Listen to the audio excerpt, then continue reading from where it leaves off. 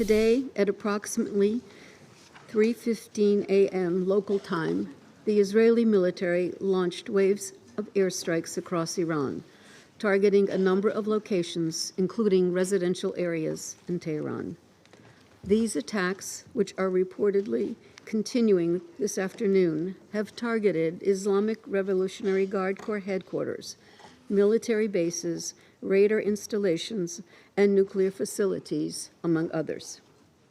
They have reportedly caused significant damage, including, reportedly, dozens of civilian casualties. In retaliation, Iran launched some 100 drones toward Israel, all of which were reportedly intercepted before reaching Israeli airspace.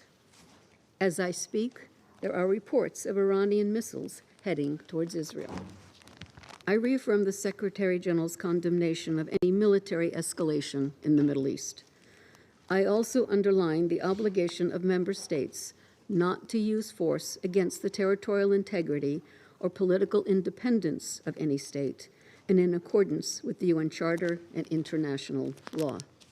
We must, at all costs, avoid a growing conflagration that would have enormous global consequences.